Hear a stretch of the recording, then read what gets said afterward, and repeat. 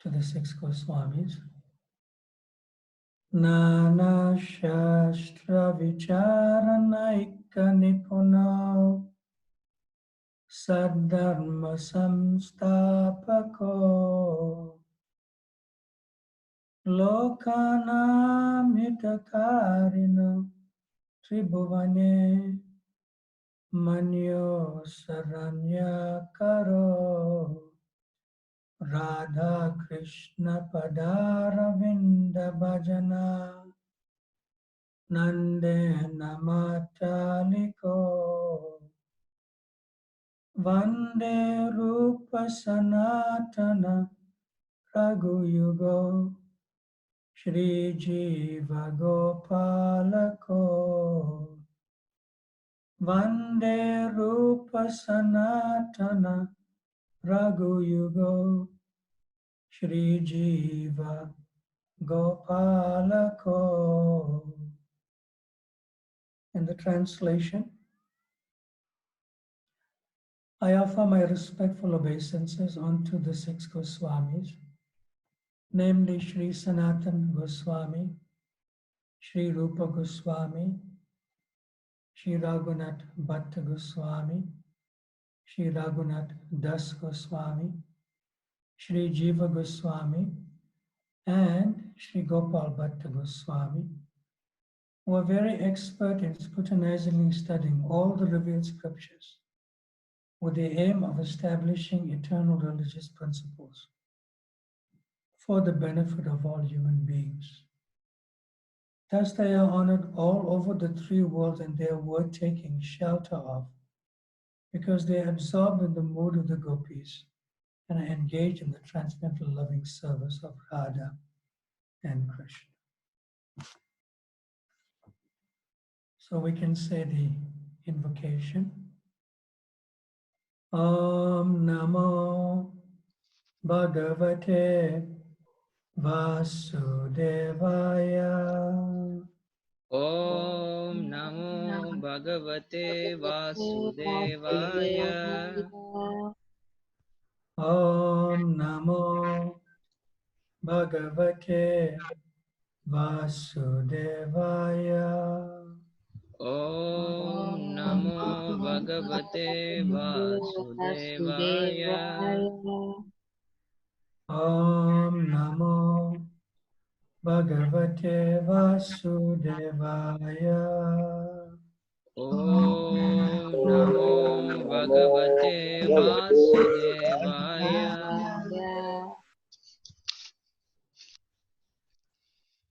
So right up to chapter 14, we have nicely covered Vaidhi Sadhana Bhakti.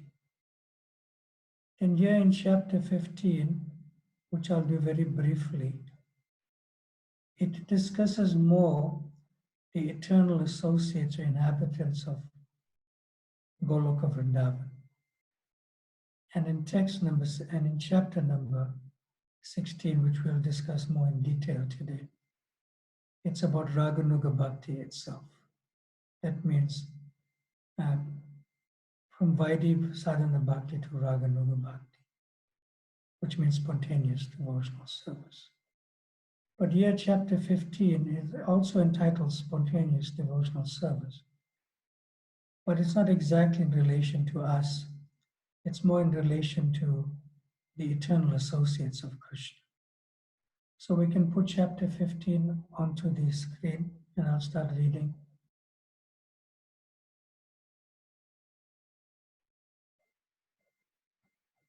Hare Krishna.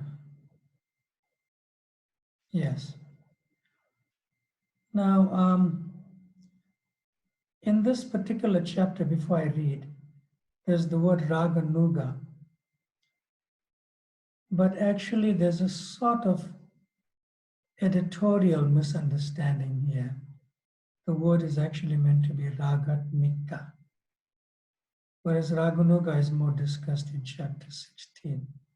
So I'll give you the evidence for that shortly. So I'm about to read chapter 15, Spontaneous Devotional Service. Examples of spontaneous devotional service can be easily seen in Krishna's direct associates in Vrindavan. The spontaneous dealings of the residents of Vrindavan in relationship with Krishna is called Raganuga. But actually that word, which I'm just letting you know now, I'm not reading further, but I'm just discussing. That word Raganuga is actually, should be the word Ragatmika, which I'll discuss now. Because it's got to do with the residents of Vrindavan. So I'm reading on. These beings don't have to learn anything about devotional service. They are already perfect in all regulative principles and have achieved the spontaneous loving service of the Supreme Personality of Godhead. For example, the cowherd boys who are playing with Krishna do not have to learn by austerities or penances or yogic practice how to play with it. They have passed all tests of regulative principles in their previous lives, and as a result, they are now elevated to the position of direct association with Krishna as his dear friends. Their spontaneous attitude is called Ragatmika Bhakti. It's not Raganuga Bhakti. So I'll just get to the explanation shortly. You can put me back on the screen. Amagyana Timirandasya Gyananjana Shalakaya Chakshurun Militam Yena Tasmai Shri Guruve Namaha Shri Chaitanya Manobhistam Stapitam Jena Bhutale Swayam Rupa Kadamayam Dadati Swapadantikam Vanchakalpatarubhyascha Kripa Sindhubhya Evacha Patitanam Pavanabhyo Vaishnavabhyo Namo Namaha Jaya Shri Krishna Chaitanya Prabhu Nityananda Shri Advaita Gadadhar Srivasadi Gaura Bhakta Vrinda Hare Krishna Krishna Krishna Hare Hare Hare Rama Rama Rama Hare Hare.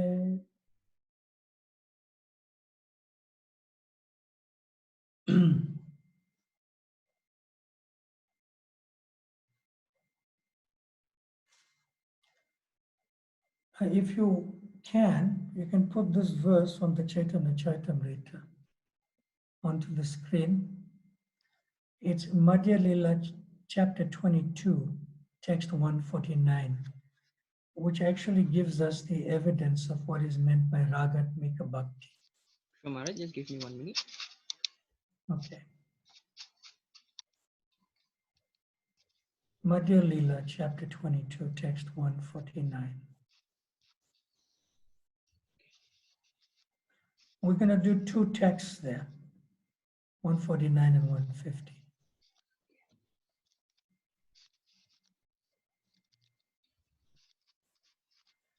Hare Krishna, Krishna Krishna, Hare Hare. Hare Rama, Rama Rama, Hare Hare. Hare Krishna, Krishna Krishna, Hare Hare. Hare Rama, Rama Rama, Hare Hare. Hare Krishna, Krishna Krishna, Hare Hare. Hare Rama, Rama Rama, Hare Hare. You having some difficulty or you okay? I'm okay. I'm already in that chapter, finding the verse 149. Yes. 149. We're going to do two verses, one after another, 149 and 150. Okay, Maharaj. So let's focus on 149 first. Oh, I got the verse. Just put it now on the screen.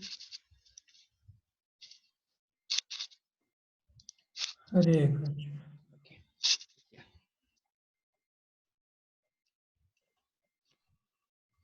Yes. So I'm reading this verse which is on the screen. Ragatmika bhakti mukhya vrajavasi jane tara anugata bhaktira raganuganame. So in the word for word, you'll see the word ragatmika means spontaneous and devotional service, which is actually the title of this chapter. So therefore it's ragatmika bhakti, this chapter. See? And in the translation, I'm reading,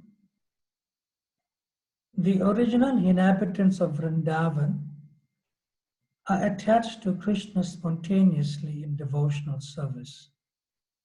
Nothing can compare to such spontaneous devotional service, which is called Ragatmika Bhakti.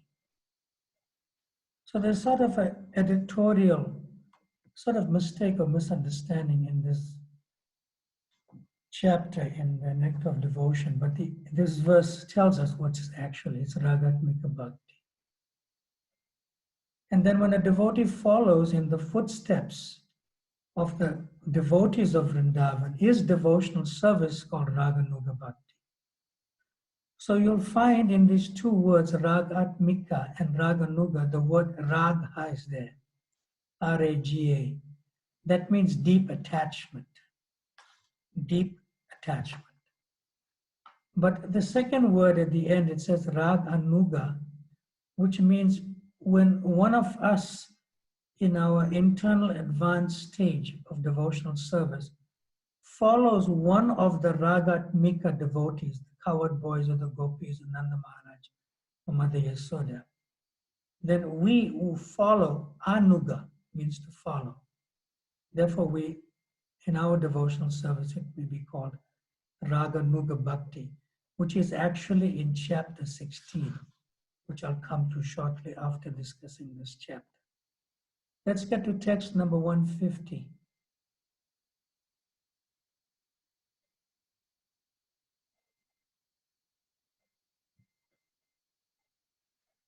Iste svarasiki ragha parama vistata bhavet tanmahiya bhavet bhakti satra rag at mikodita. Let's get to the translation.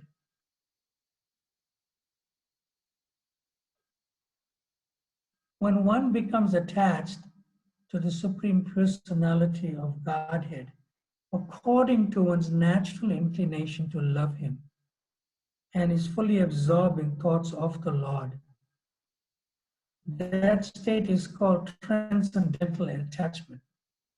And devotional service according to that attachment is called ragatmikat, or spontaneous devotional service. So again, the word spontaneous devotional service in relation to ragatmika devotees is used, which is the title of the chapter in the Nectar of Devotion. And in the purport, this verse is found in the Bhakti Rasamrita Sindhu 12272. So this verse is actually the first paragraph which I just read. And that's in relation to Rag Atmika. That means the eternal associates of the Lord, like the coward boys, the gopis, and Krishna's mother and father, Nanda Maharaj and Mother Yasoda, and others. So that's what it actually really means in that sense. Okay. Now,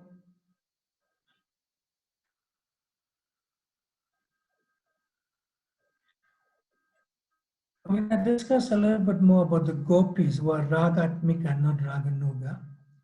So if we go to page 123 in the textbook, it says sensual attraction, which is in relationship to the gopis. I'm going to read those two paragraphs.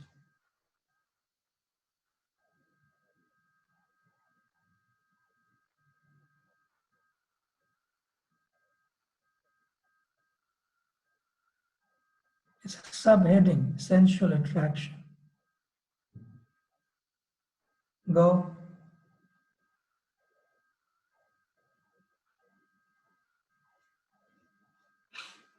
Hare Krishna, Krishna Krishna, Hare Hare. Hare Rama, Rama Rama, Hare. So if you have your book in front of you, this is on page 123, and I'm reading. This extreme desire to serve the Lord is manifest in the transcendental land of Vraja, and it is specifically manifested among the gopis. The gopis' love for Krishna is so elevated that for our understanding, it is sometimes explained as being lusty desire. Not for the gopis' understanding, for us. Next paragraph, the author of Sri Chaitanya Charitamrita, Kaviraj Krishnadas, has explained the distinction between lusty desire and the service attitude in this statement.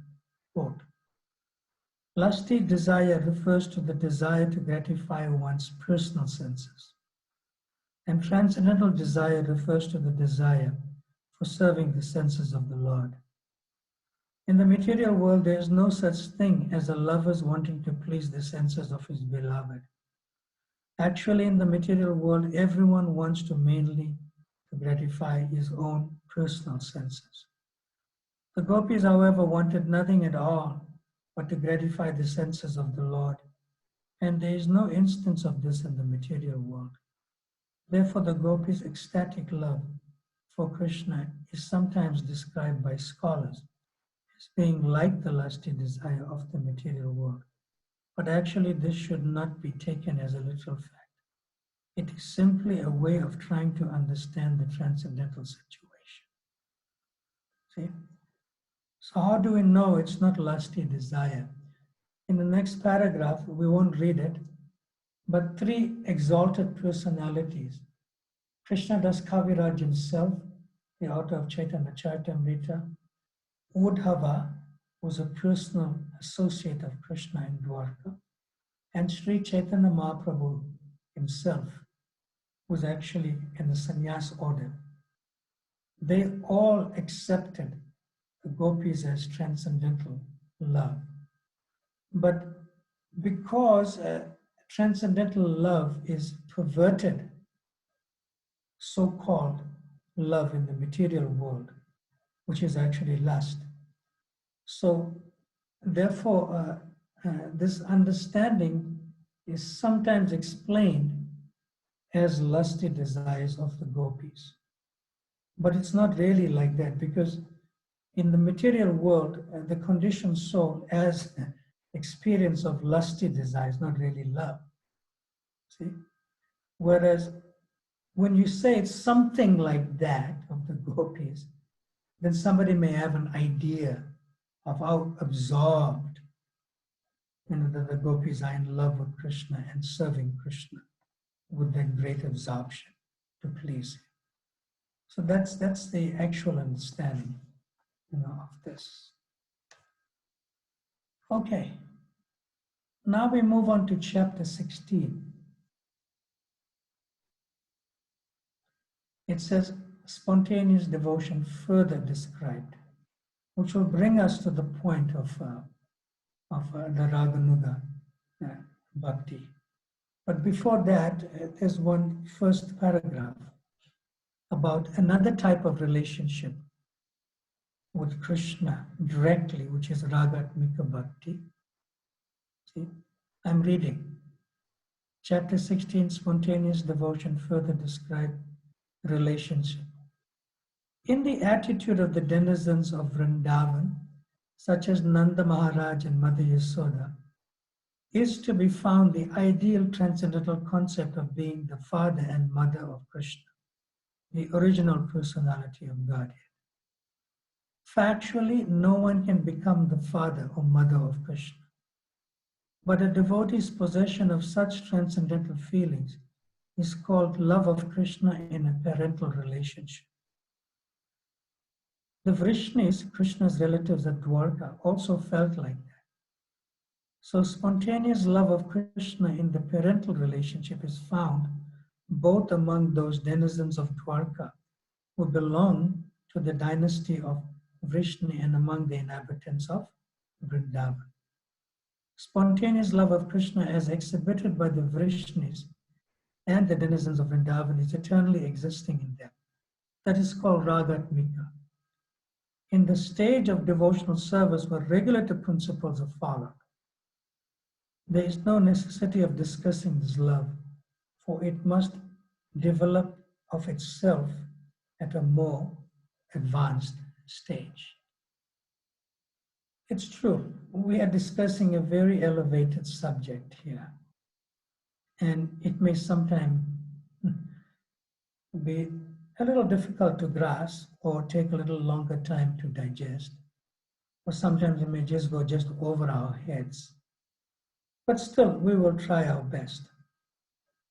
So in this particular short paragraph I read, where there is the discussion of Mother Yasoda and Nanda Maharaj, Prabhupada says that, factually no one can become the father and mother of Krishna. In other words, no one can take the place of Mother Yasoda or Nanda Maharaj. And if somebody tries to do like that, it's considered a type of being Mayavad or impersonalist, that you want to push Mother Yasoda out of the way and tell her, now you go somewhere else, I'm taking your place. That's not going to happen. See, that's not going to happen. Sometimes a mother in this world, even devotee mothers, and they may feel after getting married, they have a desire to become a mother. That means get a child. And sometimes the mother, due to a sentiments for her own self, rather than the actual meaning or feeling of Raga Nuga Bhakti. Rag means deep attachment and Nuga means to follow and be deeply attached to one of the residents of Vrindavan, for example, like Mother Yasoda. So sometimes a devotee mother in Krishna consciousness, she may pray to have a son just like Krishna. See? And even after the son is born and he plays around, she may even still have that kind of consciousness and may tell her friends and relatives and other mothers, and you see my boy, my little darling, he's just like Krishna. He likes to also steal and eat butter. See? So this can be a type of Mayavad. Because if you are desiring as a son to be just like Krishna, that's not possible. Because you cannot get an imitation of Krishna. Neither do you get anyone similar to Krishna or like Krishna. But if Krishna becomes your son, that's a little different. But no son can be like Krishna. No son can be like Krishna. That is basically based on material attachment, which one wants to dovetail within Krishna consciousness in relation to Mother Yasoda, who was a Ragatmika devotee, and you are feeling maybe I am like her in relation to my own son who's just like Krishna.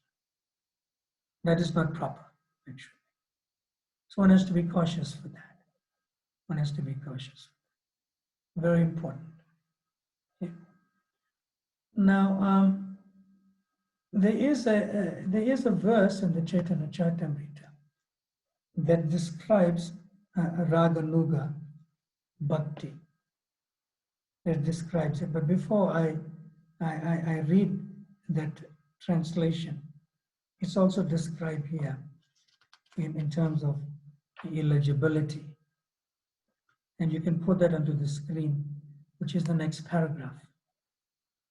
At least the next subheading. It's on the same page. Eligibility for spontaneous devotional service. So this spontaneous devotional service here is Rag Anuga. I am reading. Persons desiring to follow in the footsteps of such eternal devotees of the Lord those persons are called Raganuga. And eternal devotees to the Lord, as the Vishnus and Vrindavan descendants, are called Ragatmika. But the first person that they're discussing is called Raganuga devotees. And I'm continuing to read, which means that they are trying to attain to the perfection of those devotees, like the cowherd boys and the gopis. These Raganuga devotees do not follow the regulative principles of devotional service very strictly, but by spontaneous nature, they become attracted to some of the eternal devotees, such as Nanda or Yasoda, and they try to follow in their footsteps spontaneously. There is a gradual development of the ambition to become like a particular devotee, and this activity is called Rag Anuga. So I'll try to explain as best as possible here.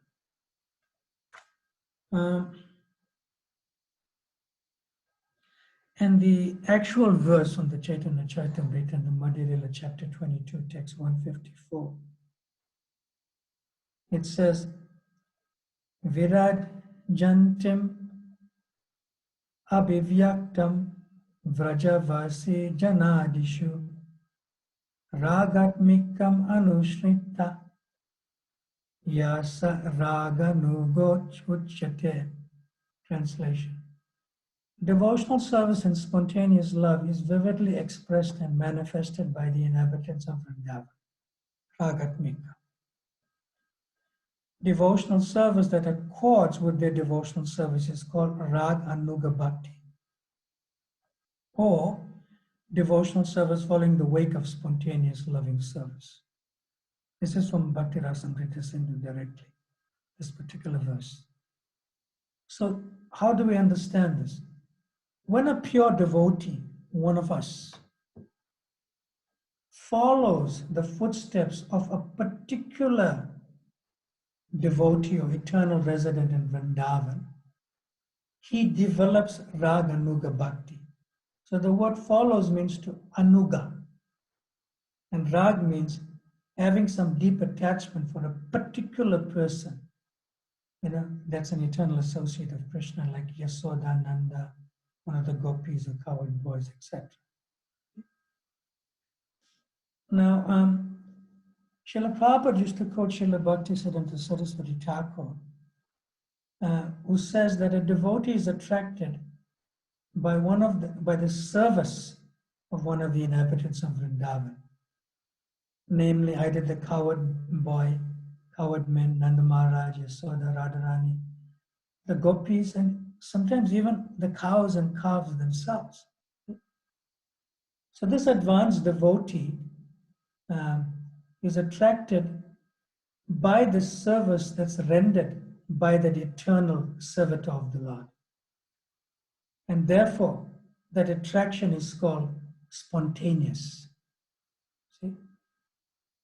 Now, this stage is not really achieved in the beginning of our practices of Krishna consciousness, where one has to render service strictly according to the regulative principles set forth by the scriptures and guided by the spiritual masters. But when one continues to render service and following the regulative principles through the process of Vaidhi Bhakti, then slowly, sometimes intermittently as one advances, one will tend to have a particular natural inclination, and that is gradually awakened in being more attracted to one particular eternal associate of the Lord. And that is called a spontaneous attraction or Raganuga Bhakti. I'm trying to make it as simple as possible. See? I'll give some example. It's like there are basically two words. One is called lobha, which means covetousness. That means, you have a natural inclination to follow one of the eternal residents of Vrindavan. So that is covet. That is called covetousness, like a lobha. And that covetousness, when it's awakened, then one's intelligence or analysis and so forth, is no longer necessary. And the revealed scriptures are no longer necessary. Or logic or argument is no longer necessary. Because one naturally, flows to that. It's like a natural flow. The other word that is called here, and I'll discuss it shortly in a verse from Chaitanya Charitamrita. But before I do that, I'll give like a practical application of this Raganuga Bhakti, and then we'll get to the verse which will make it more simpler to understand. Right? Say, for example, one experienced devotee or an advanced devotee. Now, unknown to others, nobody knows, unknown to others.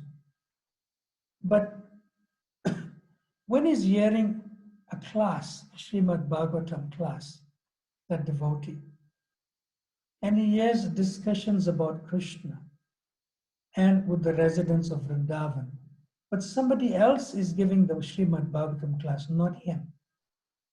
Not him. And in the Srimad Bhagavatam class, the speaker is speaking about the coward boys.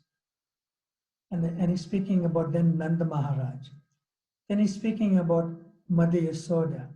Then he's speaking about the gopis. And he's speaking about the cows, speaking about Krishna's flute. So practically, the speaker of the Bhagavatam class is discussing all sorts of residents of Vrindavan. But when this person in the audience immediately hears about, say, Nanda Maharaj, so immediately, internally, is like his heart swells with just hearing the name Nanda Maharaj. Oh, my Istadev, like my worshipable deity in relationship to Krishna, Nanda Maharaj. See? So therefore, that person becomes attracted by the mood of devotion of Nanda Maharaj towards Krishna in Vatsalya Ras, or parental love. See?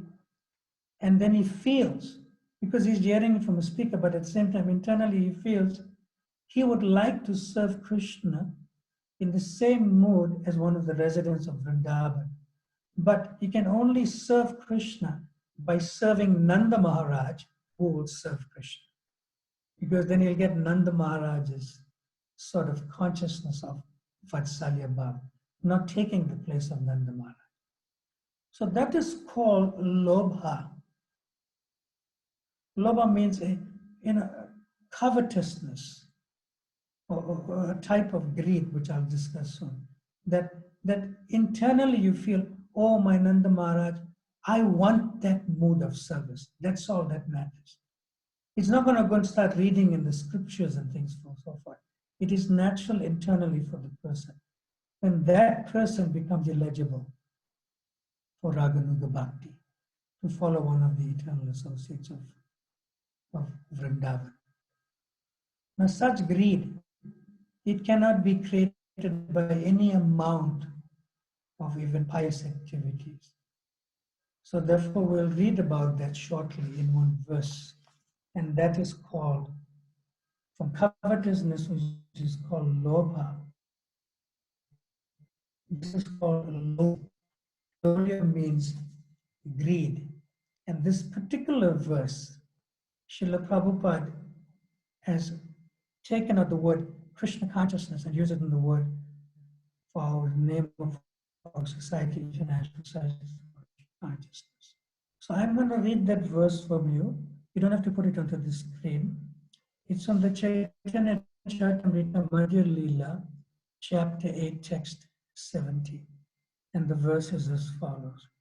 Krishna Bhakti Rasa Pavita Mati Kriyatam Yadi Kuto Pi Labhyate Tatra Lolyam Api Mulyam Ekalam Janma Koti Sukritaidna Labhyate.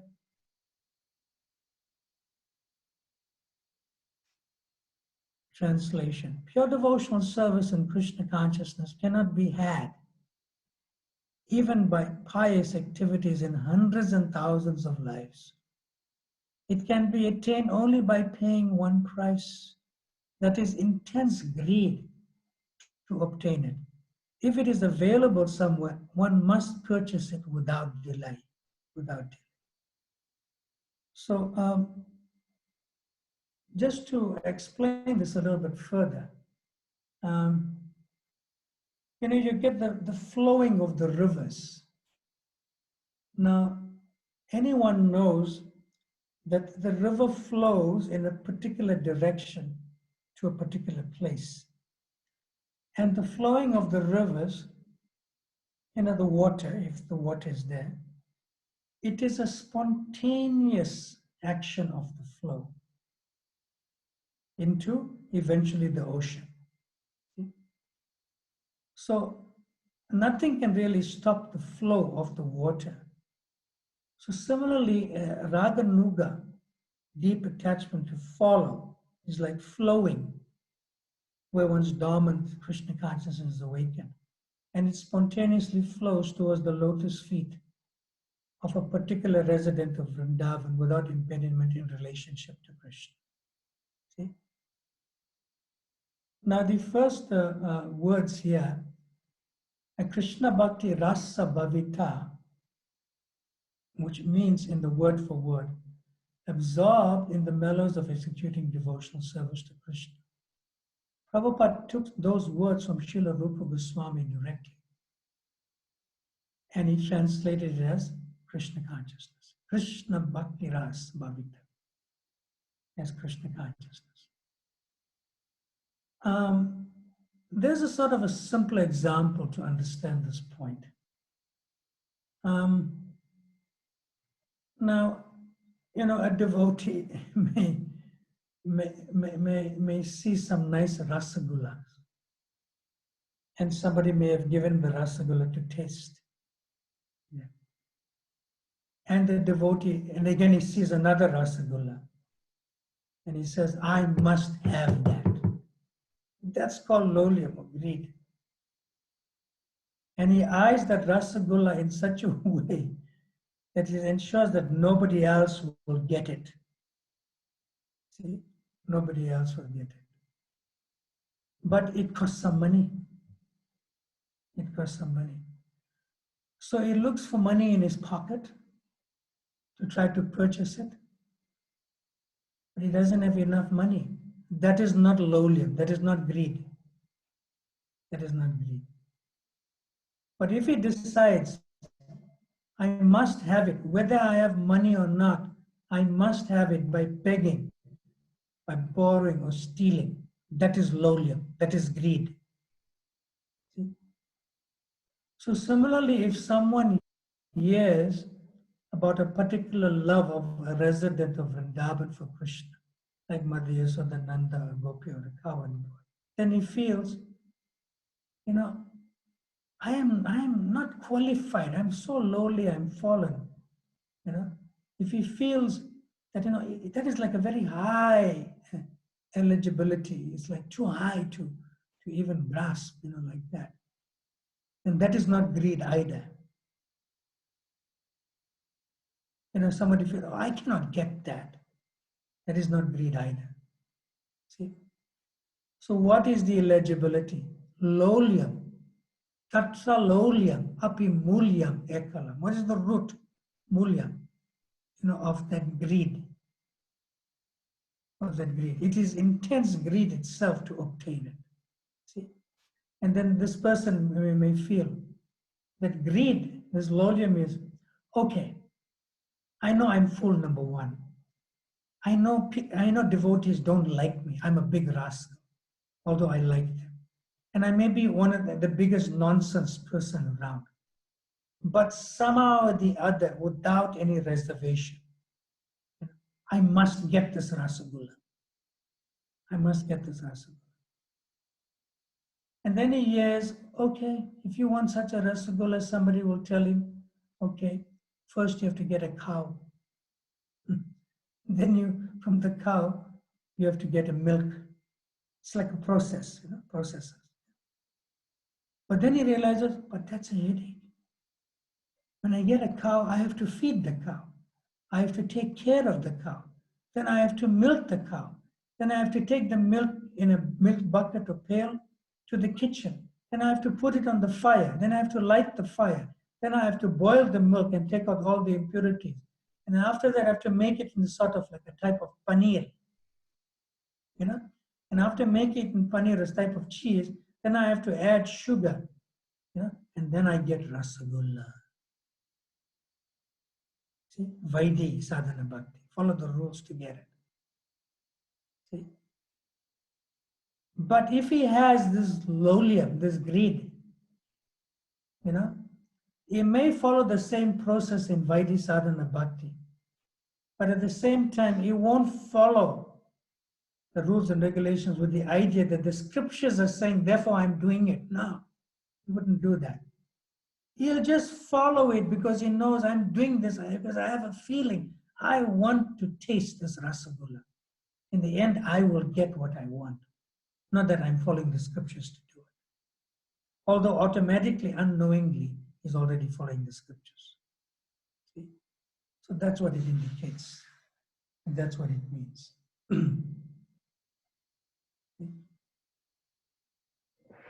Now, how to have a kind of illegibility, which I just discussed now.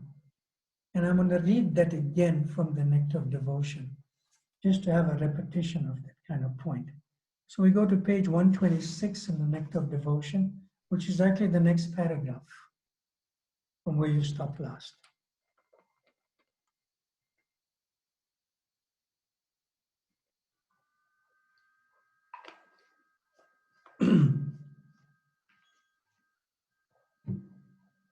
And it is an elevated subject, so we're trying to make it as simple as possible in this discussion.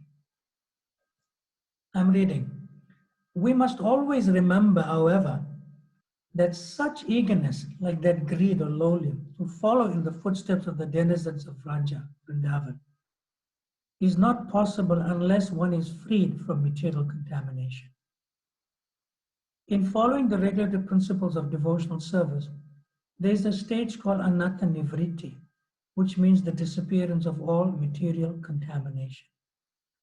Sometimes someone is found imitating such devotional love, but factually he is not freed from anattas or unwanted habits.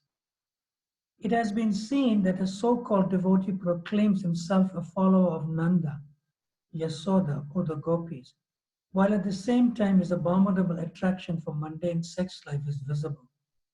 Such a manifestation of divine love is mere imitation and has no value.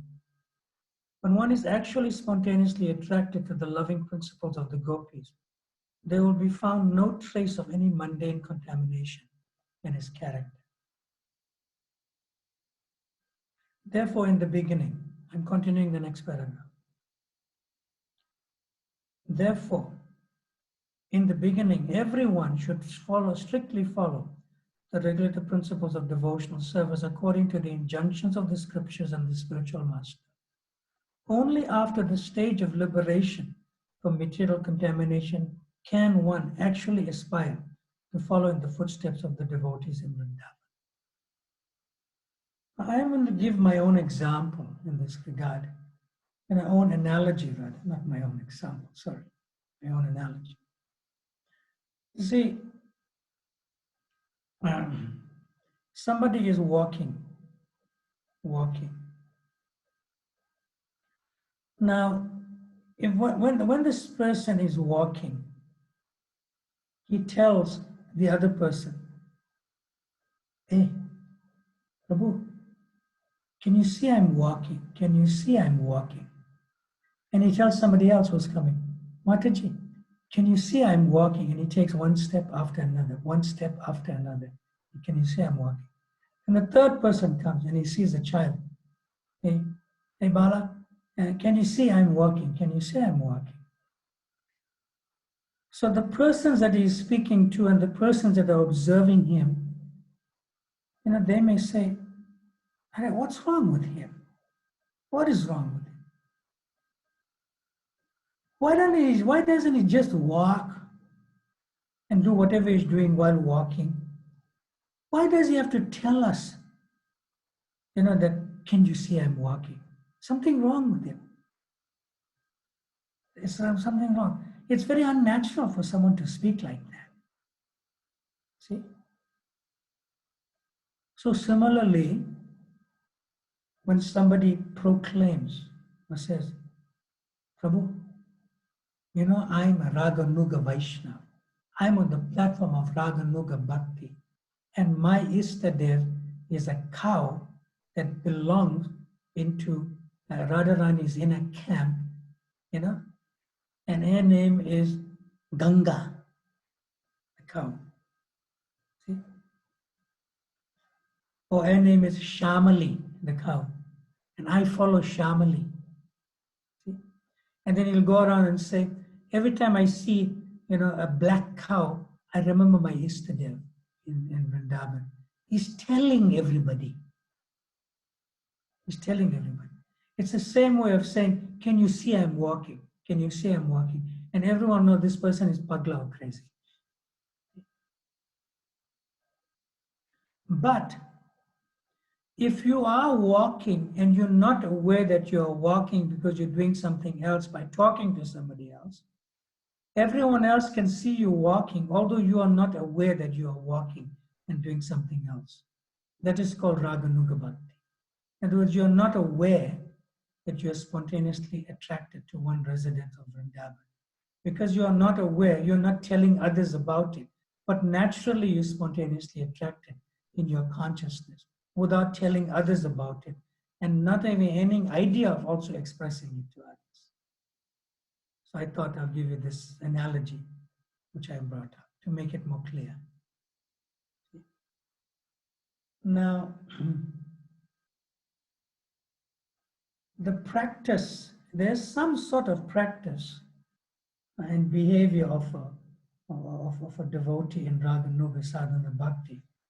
But it's not a practice, that's like done in public or something. It's just a natural state that I want this, and you'll do something in that regard that, that I will get this eventually as a priest step. That's what it means in terms of practice. See? So the practice and behavior of a Raganuga Sadhana Bhakti is discussed in Madhya Leela, chapter 22, in the Chaitanya Charitamrita, text 156 and 157. I don't need it on the screen, but I'll just read it shortly myself.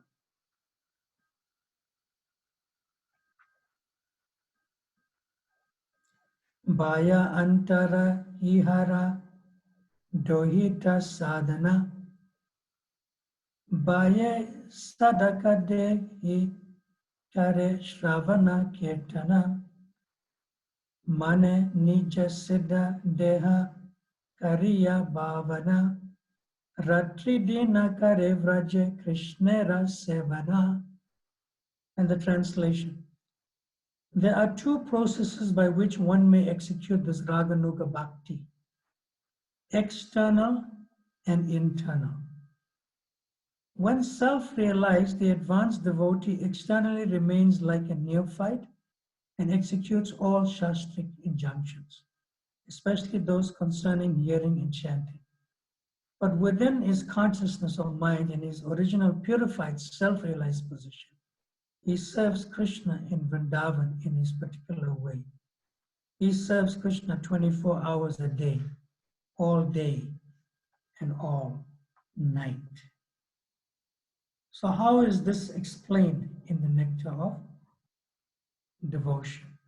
If you go to page 126, right at the bottom, last paragraph, a devotee who is actually advanced. Yes, go move down further. Yeah, that's the paragraph. I'm reading. A devotee who is actually advanced in Krishna consciousness, who is constantly engaged in devotional service, should not manifest himself even though he has attained perfection. The idea is that he should always continue to act as a neophyte devotee as long as his material body is there. Activities in devotional service under regulated principles must be followed even by the pure devotee. But when he realizes his actual position in relationship with the Lord, he can, along with discharging of regulative service, think within himself of the Lord under the guidance of a particular associate of the Lord and develop his transcendental sentiments in following that associate. Put me back onto the screen. So what does this mean? It means in two terms. This is called sadhaka rupa. Sadhaka means following the rules and regulations, following the scriptures and the spiritual master. So that's our body, sadhaka. Sadhaka means sadhana. A person who performs sadhana is a sadhaka.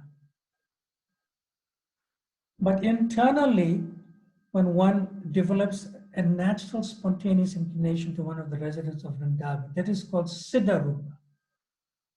In other words, one's actual position in relationship with one of the residents of Vrindavan in relationship to Krishna. That is actually quite important in our understanding, at least, but not to be imitated. Now let's get to the next paragraph, which tells us how people imitate. But before I do that, you keep that paragraph in readiness. But before I do that, I'll discuss a little bit more about this Sadhaka Rupa and this Siddha Rupa, the perfectional original consciousness and your consciousness in using this body in following the practices of Krishna consciousness. So there's the beautiful example given, which I may have mentioned in an earlier class also, that due to constant engagement in devotional service, especially hearing, chanting, and remembering, worshipping the deity, and other varieties of devotional service, different symptoms may appear on a body of a devotee. See? And that symptoms are really not to be discussed for now. But the symptom of that devotee is like this. When a devotee completely forgets his bodily existence, he is to be understood to be liberated. That means he is no longer restricted to the body while in the body. And the example is given that when a coconut becomes completely dry, the coconut pulp within the shell separates itself from the bondage of the cell or the outer covering. So by moving this kind of dry coconut, one can hear actually the pulp within is no longer attached to the shell or to the covering. So similarly, when one is fully absorbed in devotional service, he is also completely disconnected from the two material coverings, the subtle body and the gross body. And this is not to be imitated. And that's when one is actually advanced and some symptoms may be exhibited but not in public. See? At that time it is understood the devotee is materially free. Of course, from the beginning of devotional service, right from the beginning, the path of liberation is already open. Just as the coconut, when it's taken from the tree, immediately begins to dry. It simply takes some time for the shell and the inside or the pulp of the coconut to separate from one another. And that time has to be given its natural course. There's no prematurity, even for the coconut. Similarly for us, there's no prematurity to imitate an advanced state. Then what happens thereafter? Srila Prabhupada gives another nice example. See? That you get a caterpillar and that lives in a cocoon. Now the cocoon and the caterpillar itself are not very nice looking species. They're not nice looking. But the caterpillar, when it actually leaves the cocoon, sort of shedding its body, so to speak. See? when it's in its mature stage. And the caterpillar in its mature stage of metamorphosis doesn't know it's leaving the cocoon.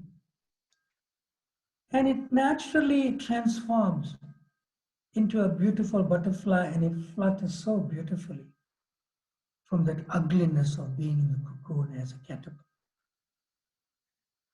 So similarly, a Jivan Mukta, which I described like the coconut, that outer body, subtle and gross, who is completely separated from and not in the bodily conception of life. When that Jivan Mukta leaves the body, he doesn't know, or she doesn't know they're leaving the body. It is a painless experience. See? Just like the caterpillar, when it leaves the cocoon and it flutters around as a beautiful butterfly transformed, when it sees the cocoon, it's wondering what that strange thing is doing. So similarly, a pure devotee, advanced devotee, when he leaves or she leaves her body, they do not know they're leaving the body. There's no pain. And even when they, in the transcendental state, in the original natural form, when they see that body while leaving it, while seeing the body itself, they're wondering what that strange thing is doing. So these are two nice analogies given in this regard. I want to move on to conclude this chapter, and then I'll take some questions.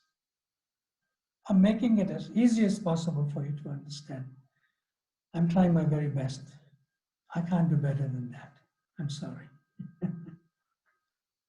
Okay, now we get to somebody who's imitating such a stage, or who is like not proper to do that. So we go to page 127, the next paragraph thereafter. I'm reading.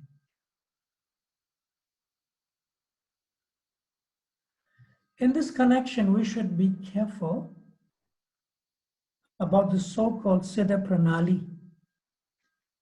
The Siddha Pranali process is followed by a class of men who are not very authorized and who have manufactured their own way of devotional service. They imagine that they have become associates of the Lord simply by thinking of themselves like that. This external behavior is not at all according to the regulative principles. This is called Siddha Pranali process. The so-called Siddha Pranali process is followed by Prakrita Sahaja. Prakrita means materialistic, Sahaja means cheap. A pseudo sect of so-called Vaishnavas. In the opinion of Rupa Goswami, such activities are simply disturbances to the standard way of devotional service. So some materialistic so-called Vaishnavas are called Sahajas, who cannot really actually understand the pastimes of Radha and Krishna. But they sort of manufacture their own lifestyles without referring to any authority, including the scriptures. So sometimes Srila Prabhupada in one purport calls them, such Sahajas are called a Saki Beki, or sometimes they're called Gauranagaris. If some of you have been to Vrindavan, even in other dhams, but especially in Vrindavan, anyway in Braj Mandala, sometimes you'll see that somebody, is dressed up as a cowherd boy. But he'll come around and beg some donation and all that, but he's dressed up like a cowherd boy. Or you'll find somebody, sometimes a man, he puts on a sari, and he looks at you, he's a man, but he's trying to be a gopi. Saki Beki, and to be a gopi. And sometimes he may smile at you, like, in a very, shy way or something, and he wants to attract you to make you feel that, I'm a very advanced soul, so therefore I am like this. But, this is not the case, see. So therefore, they believe, these Saki Bekis or these imitation people who are trying to be on the Raganuga platform, they believe that this material body is not to be enjoyed by anyone else except by Krishna. See? But at the same time, this material body, which is, sort of obnoxious, they think that they're actually sort of free from the bodily conception of life. So they may artificially decorate the material body, thinking themselves one of the gopis to attract Krishna. But Krishna is never attracted by some artificial grooming, of the material body. See? And so far as Srimati Radharani and her gopi friends are concerned, their forms and their homes and dresses and ornaments and endeavors and activities are all completely spiritual. They are meant to simply satisfy the spiritual senses of Krishna. And they are so pleasing and endearing to Krishna that Krishna is subjugated. He's actually sort of controlled by the influence of Srimati Radharani and friends and her friends. And these eternal associates, they have nothing to do with anything mundane, within this material world or anywhere in the material creation. So one should not be kind of misled by such mental concoctions, supposing his material body to be perfect and deeming itself to be a gopi and dress it accordingly. See, that is extremely important. See? Now, Rupa Goswami also makes us understand in different ways that these type of sahajas, or prakriti sahajas, they may have some type of faith or shraddha, see? But actually one revives one's spiritual form, in a sense, only at the stage of bhava, which is the next chapters, which is chapters 17 and 18. See? So these sahajas, they try to manifest a spiritual form before they actually come to that stage of bhava. See? Therefore, Srila Prabhupada has explained the word sahaja as those persons who takes things very, very cheaply. You mean it's that easy to become a gopi and reside in Vrindavan? Externally so, not even internal, and showing off to others? See? So the persons who practice the so-called, Siddha Pranali process, sometimes they become like gurus to disciples. But there's no mention that you have to start preaching now and taking on disciples and things like that. Raganuga Vaishnavas really don't do that in a sense, internally. See? And sometimes they attract followers and they give them and they say, this is your swarup, before the stage of your realization. And sometimes that so-called Siddha Pranali Guru will tell the disciple, now you come next time after you have improved, and I'll tell you what is your form, and I'll even tell you what is your name, and I'll tell you what is your age, in the spiritual world. And I'll tell you this is how you should dress, and this is how you should now do your service, like that. And unfortunately, we have to be careful. Some of the Babajis, not all, some of the Babajis in Radhakund, they actually do this. And Srila Prabhupada actually had one disciple who went there. And one of these Babajis gave him this so-called Siddha Pranali initiation. And he told him that he was a peacock in the spiritual world. And this devotee, he got so influenced by them that he used to go into his room and he used to practice even dancing like a peacock. What to speak of that? And sometimes he'll put away his beads and his bead bag and he'll make that peacock sound. Anyone can make that peacock sound. I mean, he's replacing the Maha Mantra with that. So Srila Prabhupada is very concerned about disciples going to Radhakund and being wrongly influenced by these type of people. See? And the main point that Srila Prabhupada made, that they are going to these people, like an example at Radhakund Babajis, so some of them. but they are not getting the permission of the spiritual master. And therefore Prabhupada was very upset that they wanted to jump over him, jump over the first instructions of Upadeshamrita, Vacha Vegam, Manasa Prodha Vegam, Jiva Vegam, Udaro Pasta Vegam, jump over Srila Bhaktisiddhanta Saraswati Thakur, and jump over Srila Bhaktivinoda Thakur. Srila Prabhupada never approved of this so-called, and even our previous acharyas never approved of this so-called Siddha Pranali process. Very, very, very important.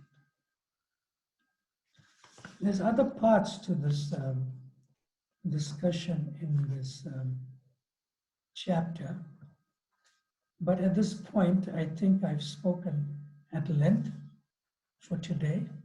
So if anyone has questions at this point, you can please ask, or some comments if you like.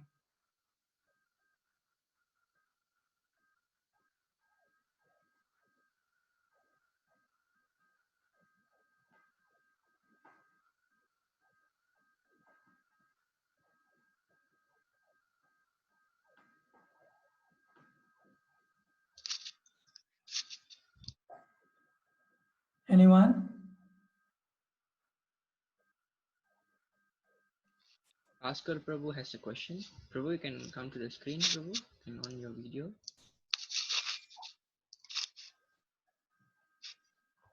Hare Krishna, Yes, Prabhu. come on. Yes, Bhaskar, tell me your question, Prabhu. Yes, Maharaj, how come the coward boys are so fortunate? Some light went off in your room. No, Okay, sit down, sit down. Put me back on the screen. Put me back on the screen. So his Yes. question is, how come the coward boys are so fortunate? Yes. Yes.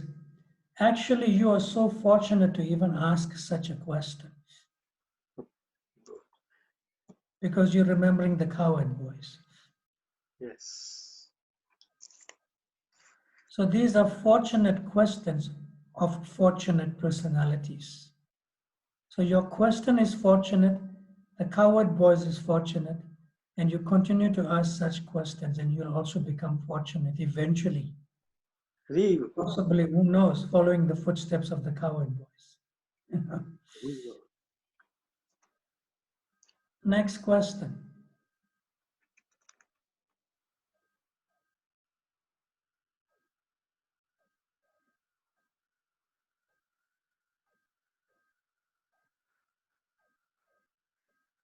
Anyone? So far, no one is asking, Maharaj. Yes, these are sort of Very high subject. elevated subjects in a way. Okay, let's get to page 127 in the textbook. And it has a subheading called Conjugal Love. Yes. Kamanuja Bhakti. Conjugal love. It's a very exalted thing to discuss. Very exalted subject. I'm reading. Devotional service following in the footsteps of the gopis of Vrindavan or the queens at Dwarka is called devotional service in conjugal love. This devotional service in conjugal love can be divided into two categories. One is direct conjugal love and the other indirect. In both of these categories, one has to follow the particular gopi who is engaged in such service in Goloka Vrindavan. To be directly attached to the Supreme Personality of Godhead in conjugal love is technically called Keli. This Keli performance means to directly join with the Supreme Personality of Godhead. There are other devotees who do not wish direct contact with the Supreme Person, but who relish the conjugal love affairs of the Lord with the gopis. Such devotees enjoy simply by hearing of the activities of the Lord with the gopis. This development of conjugal love can be possible only with those who are already engaged in following the regulative principles of devotional service, specifically in the worship of Radha and Krishna in the temple. Such devotees gradually develop a spontaneous love for the deity, and by hearing of the Lord's exchange of loving affairs with the gopis, they gradually become attracted to these pastimes. After this spontaneous attraction becomes highly developed, the devotee is placed in either of the above mentioned categories.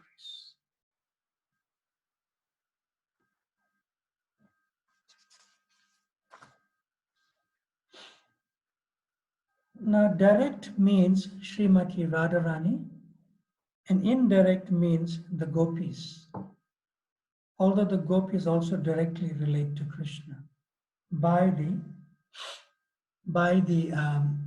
arrangement of Srimati Radharani, not directly but indirectly through her, they have direct access to Krishna.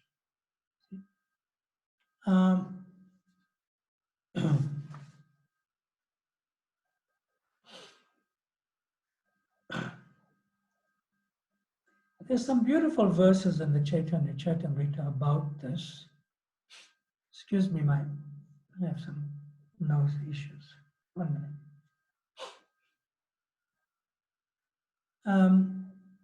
There's one beautiful verse. It says that when the nectar of Krishna's pastimes are sprinkled on that kripa, the happiness derived by the twigs, flowers, and leaves is 10 million times greater than that derived by the kripa itself. It's a beautiful analogy. See? In other words, when you see a tree or even a kripa, you water the root of that kripa, that is Radharani. See, the root. But the flowers, the twigs, and the leaves, they get the benefit of watering the root, although they're not directly watered. See? And they become very, healthy and luscious and beautiful to look at, the twigs, the flowers, and the leaves. See? So similarly, Srimati Radharani is the kripa of love of Godhead. And the gopis are exactly like the twigs, flowers, and the leaves. So when water is sprinkled on the kripa, the twigs, flowers, and leaves indirectly receive all the benefit of the kripa itself. But water sprinkled directly on the twigs, leaves, and flowers is not as effective as when the water is sprinkled on the kripa's root, which is Srimati Radharani. So the gopis, they are not as pleased when they directly associate with Krishna. But when they serve to unite and bring Srimati Radharani to Krishna, then their transcendental pleasure lies in uniting them. See? Now, this is very different from material sense gratification. This is actual love. That although there are different desires, but not like just one desire. In fact, like some desires may be more important than others that we may have. Excuse me.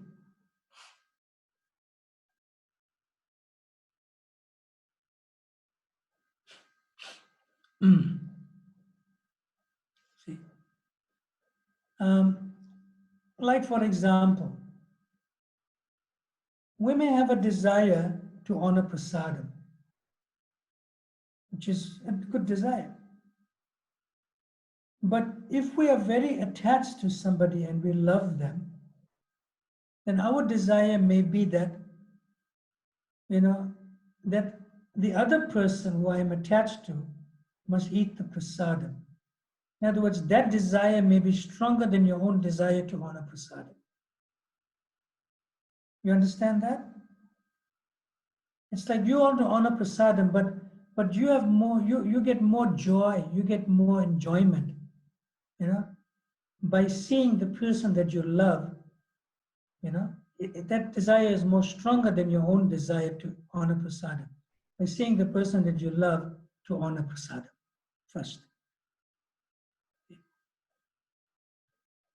So similarly with the gopis, they want to see Radharani first going, although they themselves desire, but they want to see Radharani go and meet Krishna. So the gopis, they also desire to meet Krishna, but their desire that Srimati Radharani should meet Krishna is more stronger. That's how much they love Srimati Radharani. That's how much they attach to her. But when we say that they desire to meet Krishna, it's not against the will of Srimati Radharani also. Because Srimati Radharani's friends, they do not desire to enjoy separately or directly with Krishna.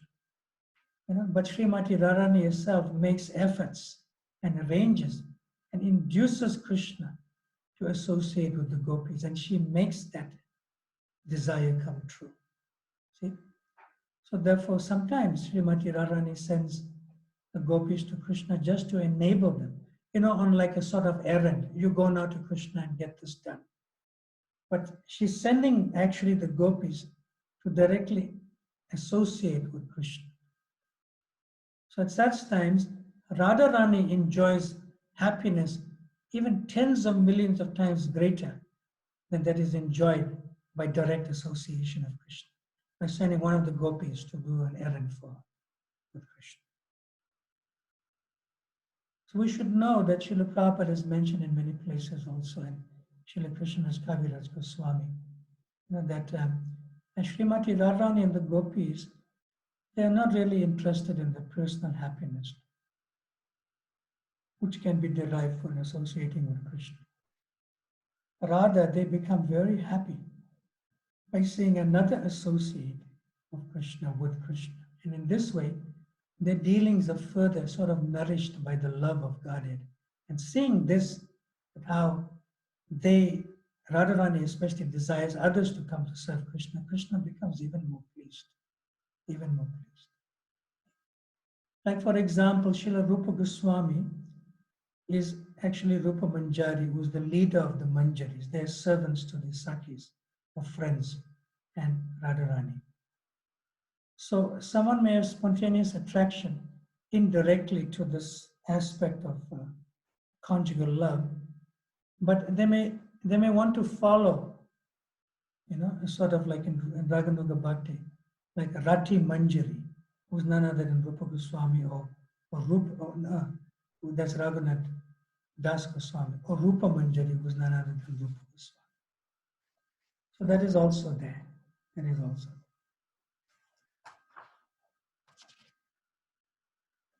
All right, and then on page 129, right at the bottom, in the text, let's get to it. Parenthood of friendship. It's another way of Raganuga Bhakti. It's a subheading, parenthood of friendship. Yes, I'm reading. Devotees who are attracted to Krishna as parents or as friends should follow in the footsteps of Nanda Maharaj or Subal, respectively. Nanda Maharaj is the foster father of Krishna, and out of all of the friends of Krishna, Subal is the most intimate in Vrajabhumi. In the development of becoming either the father or friend of the Lord, there are two varieties. One method is that one may try to become the father of the Lord directly, and the other is that one may follow Nanda Maharaj and cherish the ideal of being Krishna's father. Out of these two, the attempt to directly become the father of Krishna is not recommended. Such a development can become polluted with Mayavad, impersonalist philosophy. And I had mentioned this before.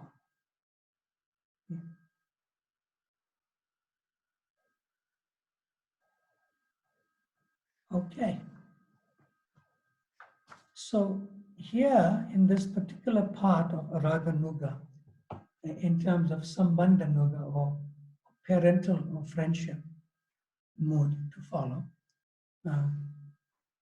and the relationship is that I am Krishna's mother, that is Yasoda. I am Krishna's father, that is Nanda Maharaj. I am Krishna's friend, that is Subal. See? So in every case, one internally, naturally, spontaneously is attracted to, and not really out of choice, not really out of choice. It's a natural attraction to one of the associates of Krishna and want to develop the same mood of service. See? Like somebody may have a spontaneous greed, lolium, or parental affection, and naturally they will flow by always reading and hearing more about Nanda Maharaj or maybe Mother Yasoda. And those who have a natural flow of greed or friendly relationships, immediately when they hear about Subal or Sridham or Shloka Krishna, they may lean towards that consciousness and hear more about them. So they'll always be remembering that particular devotee whose mode of service they want to follow in a natural way internally. And they'll be spontaneously, of course, inclined to hear Krishna's pastimes, even from the scriptures about Vatsalya Ras or Sakya Ras. That means parental love or friendship. So that's the actual way in a very natural state of Raganuga Sadhana Bhakti or Raganuga Bhakti itself eventually. All right, we have about 5 minutes or so. If there's any questions, we can take now. Hare Krishna Maharaj, there's a question by Prabhu named Lakshan, but he can't connect the video and audio, I guess, so he asked me to read on his behalf. The first Okay, question tell me the is, question. what is the process to remove all the material attachment and desire from the heart? That's the first question. Well, the process is not to remove it. No matter how much you try, you may not be able to be successful to remove it. The process is to take it the positive process, not the negative side to try to get rid of it. See, the positive process is that one should hear and chant about Krishna, one should associate with devotees, one should honor Krishna prasadam, one should read the scriptures, and one as much as possible should try to be living in a holy place. And one should come and take deity darshan.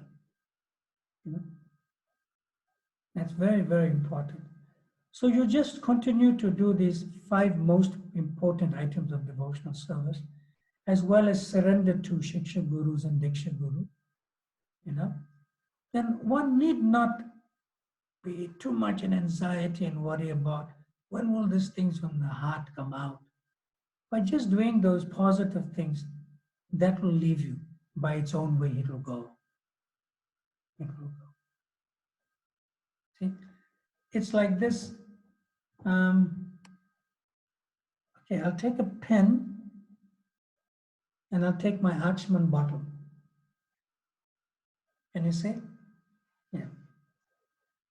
Now, say the pen is the scripture. It's done. And the Achman bottle is like something materialistic, something I have in the heart, which is not favorable in Krishna consciousness. But I want to get rid of this thing from my heart. See? And no matter how much I try, it's haunting me because I'm too attached to it. See?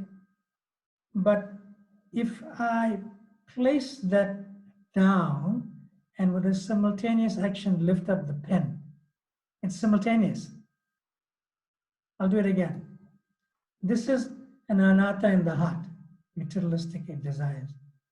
But I am leaving it. I'm not leaving it. I'm not leaving it. But I want to pick up the pen, which is the scripture. But my hand is full with this one.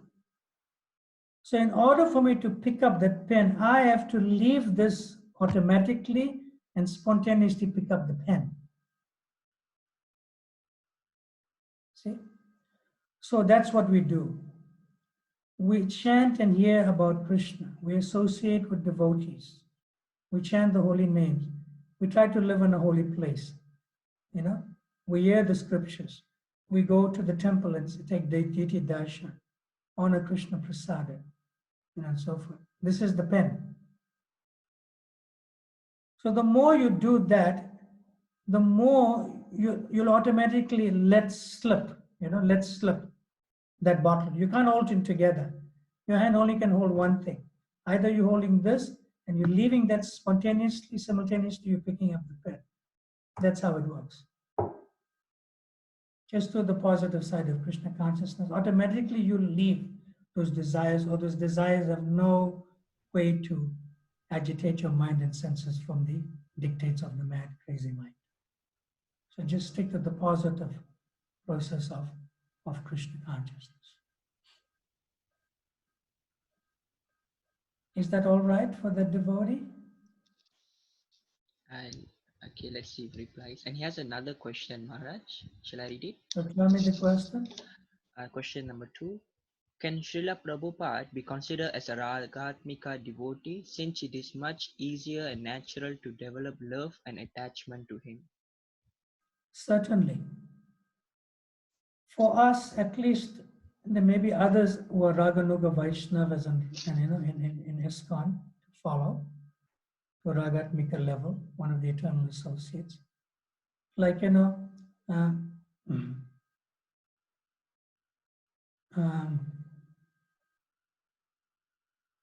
in our prayers to the six Goswamis today, Shri Radha Krishna Padan Sahagana Lalita Shri Vishakhan Vitamscha. So the six Goswamis, like let's take for example Srila Rupa Goswami. Srila Rupa Goswami is a Raganuga Vaishnava within Chaitanya Leela. But Srila Rupa Goswami's inner identity,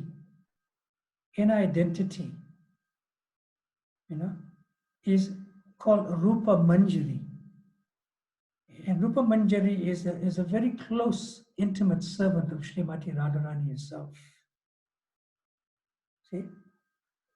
Even massaging Srimati Radharani's lotus feet, bringing her foodstuffs to honor, and so forth. Very intimate service.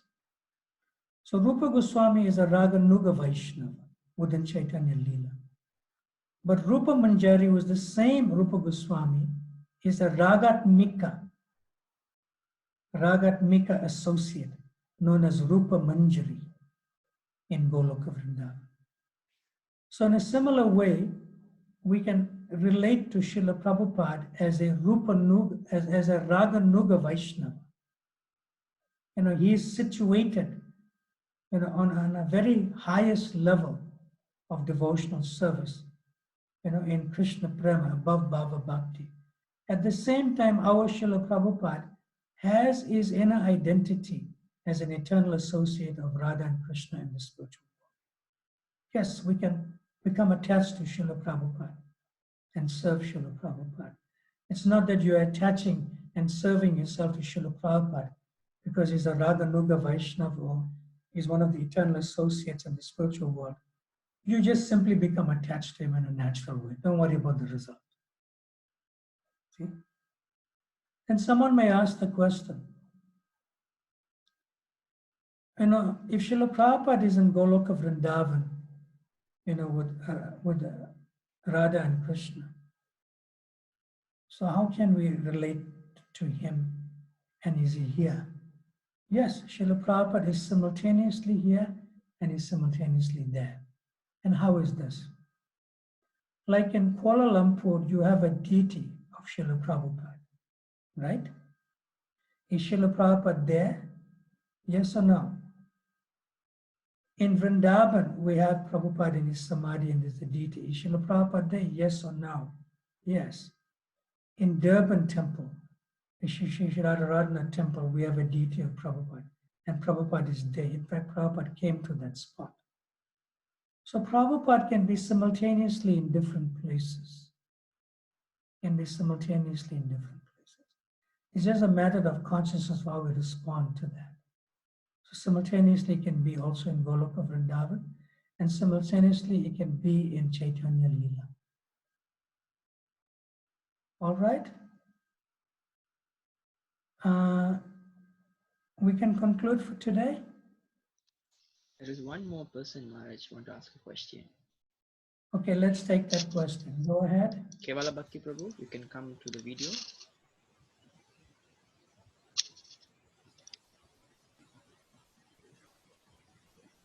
Hare Krishna Maharaj, my humble obeisances, close to Srila Prabhupada. I hope you can hear me. I can hear you. Maharaj, I had a question regarding the Vatsalya Bhav, or the parenthood affection. And it's kind of fitting. Yesterday was Nishingadev's appearance day.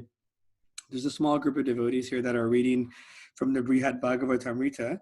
And in chapter 4, we were reading that, as Narada Muni speaking to Prahlad, in the commentary, there's a description that Nishingadev was relating to Prahlad just like an affectionate parent does, or like as a mother embraces the child. And so the question came up amongst our group was, the Vatsalya Bhav, can it go both ways? Like we would normally relate as in that parenthood affection, but can Krishna have that relationship with us in the example of Nishingadev with Prahlad? See, Nishingadev and Prahlad are eternal associates. See, they are eternal associates. Mm-hmm. So, and I read yesterday, they come from a tract of land.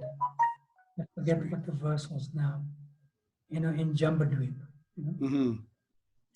And also eternally in the Vaikuntha planets, there's a Nishingadev Vaikuntha planet in the form of Narayan, where Prahlad is eternally associated even there.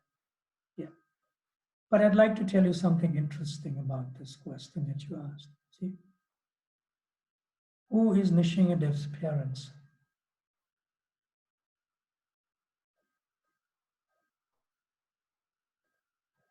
Can you answer? In his appearance in this Leela, within the Srimad Bhagavata, Nishingadev's parents is a pillar. Mm-hmm. It's a pillar. See? So in a sense, Lord Nishingadev, you cannot feel what it means to love a pillar. Right. And at that too, he destroyed it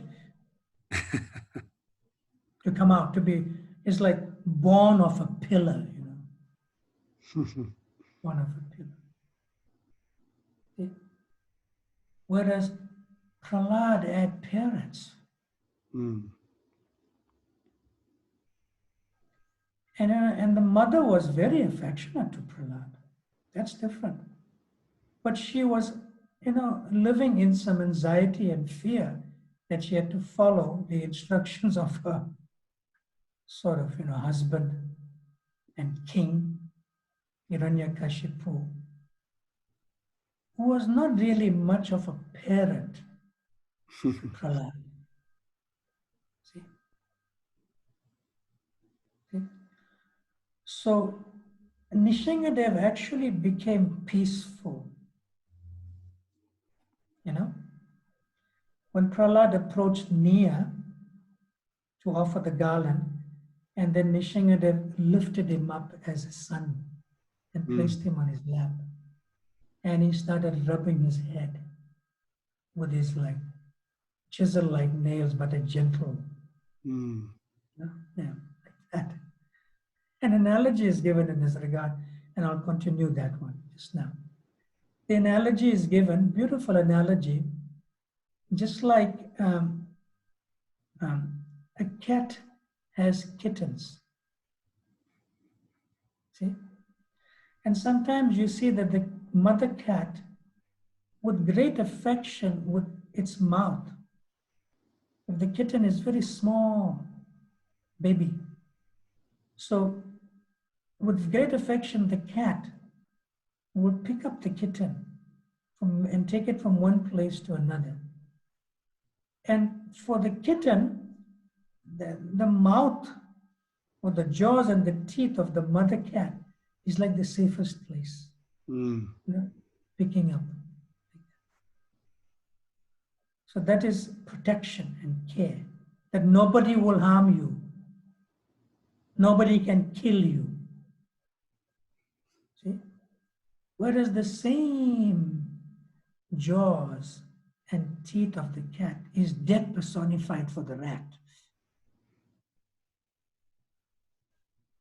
See? So Nishingadev was death personified for Hiranyakashipu. Mm-hmm. But Nishingadev was protection and care and affection for Prahlad. See? So there are two sort of you could say, types of consciousness within Nishingadev when that happened. Mm. When he lifted Prahlad and made him sit in his lap. You'll see even paintings of that. Mm-hmm. You know? And he caresses him on his forehead. Mm-hmm. And that's when Nishingadev became completely peaceful. And he was shedding tears of ecstasy. Nishingadev. See? And the tears were ecstasy that were mixed into like warm tears and cold tears. It bathed. It's as if like, doing Abhishek on Prahlad's head into his body. And Prahlad was feeling. See? One aspect is that that Nishingadev was feeling, I didn't have any parents, but you had. You are so fortunate. See? And on the other hand, you're more fortunate than me. Prahlad is more fortunate than Nishingadev. On the other hand, Nishingadev was feeling, but your father was not much of a father to you, and I'd like to be your father. I'm your actual real father. And then you'll find from that point on, prior to that, the Lord, appeared in incarnations that are like aquatics, tortoise, like what's this? Matsya, fish incarnation and so forth. Then he comes with a half man, half lion incarnation. And after these appearances of the Lord always has parents because he desires to, from Nishingadev's desire. The next appearance of the Lord in the incarnations, all have parents. All have parents. This desire to have parents in the next incarnations comes from Prahlad being the son of Nishingadev. And Nishingadev without having parents. It's a very, very beautiful exchange between Nishingadev and Prahlad in the end. Of course, Hiranyakashipu had to give his life for the pleasure of Nishingadev, for Nishingadev to become the father and take the place of Hiranyakashipu. So that service is also done by Hiranyakashipu, like that. Yeah, these pastimes are very deep. All of them are very, very deep. All right, we look forward to your nice association again tomorrow, all of you, to enter into the stage of discussing Bhava Bhakti, which is chapter 17 and 18. Srila Prabhupada ki, Jai. Vaishnava Vranda ki, Jai. Srila Swami Prabhupada ki, Jai. Nectar ki, Bhakti Jai. Rasam Sindhu ki, Jai. Go Premanande. Hari Bol. Thank you so much, Maharaj. Hare Krishna. Thank you, Maharaj. Hare Maharaj, Krishna. Hare Krishna, Maharaj. Oh, Krishna. Thank you, Maharaj.